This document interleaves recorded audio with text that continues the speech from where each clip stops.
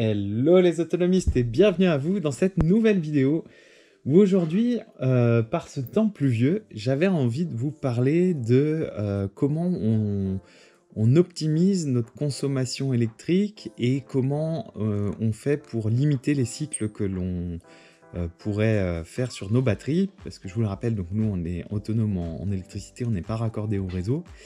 Et de ce fait, ça implique d'avoir une petite logique de consommation d'électricité qui est un peu différente de celle qu'on a l'habitude quand on est branché au réseau et qu'on peut consommer à loisir.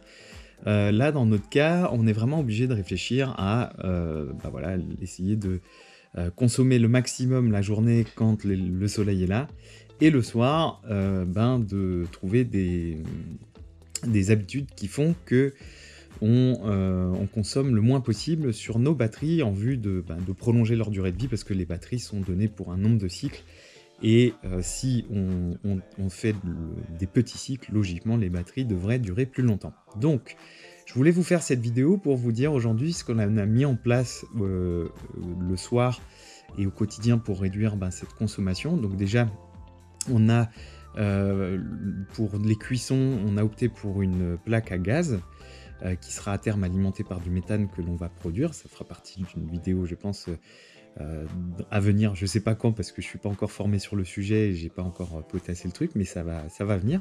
Mais donc du coup, le soir, on cuit sur le gaz. La journée, quand l'électricité est en abondance, on cuit sur des plaques à induction. On fait également des cuissons dans un four électrique pour faire le pain, les plats au four, etc. Donc ça nous permet déjà le soir de ne pas trop consommer dans nos batteries.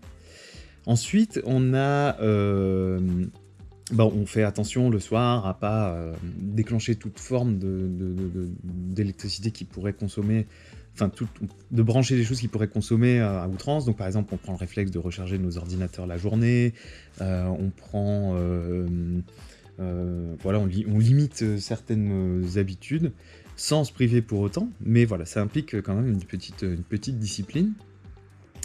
Et on a aussi opté pour on a un congélateur et un frigo pour stocker une partie de notre autonomie, une partie de ce qu'on produit.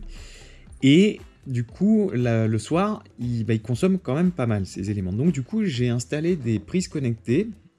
On aurait pu mettre des timers, on avait fait ça au début, des petits timers programmables, mais on n'avait pas de contrôle sur ce qui se passait vraiment, on avait un peu peur, on n'avait pas 100% confiance là-dedans. Donc du coup, on a opté pour des prises connectées Wi-Fi qui coûtent pas très cher, ça coûte 10 € pièce. Et c'est vraiment incroyable cette petite prise, parce que vous pouvez vraiment faire des plannings de déclenchement. Donc on peut la couper par exemple le soir quand le soleil n'est plus là, on peut la réenclencher dans la nuit si besoin pour remettre un petit coup de frais et faire en sorte que voilà, le contenu du congélateur ne s'abîme pas, même si j'avais regardé derrière le congélateur, il est donné pour être coupé, je crois, pendant 30 heures. Mais bon, on a opté pour des coupures, je crois que dans notre cas, on fait 3 heures de coupure, 1 heure de déclenchement, 3 heures de coupure, etc. Dans la nuit, et ça fait qu'on a réduit drastiquement notre consommation. On est passé d'une consommation de 25% de nos batteries à là on oscille entre à 30%, excusez-moi, et là on oscille entre 20 et 25%. Donc on a gagné entre 5 et 10%, ce qui est plutôt pas mal. Et qu'est-ce qu'on a fait aussi en amélioration? On a mis des petites prises connectées avec des télécommandes pour couper l'alimentation des petits appareils qui peuvent rester en veille, typiquement une chaîne Wi-Fi, des choses comme ça, des trucs qui peuvent... un écran ou des choses qui on sait consomment un tout petit peu, certes, mais qui consomment. Donc là on a une petite télécommande qui nous permet de couper ces éléments là, et tout ça mis bout à bout, ça fait qu'on a quand même bien réduit la consommation en électricité, et on espère du coup ainsi maximiser la durée de vie de nos batteries. Voilà les autonomistes, j'avais envie de vous faire cette petite vidéo. Si ça peut vous être utile pour mieux gérer aussi votre consommation électrique si vous êtes en site autonome comme nous, j'espère que voilà, ça vous servira, et je vous dis à très bientôt pour une prochaine vidéo où on risque de parler coût de l'autonomie. Voilà, je vous dis à très bientôt pour une prochaine vidéo. Salut les autonomistes.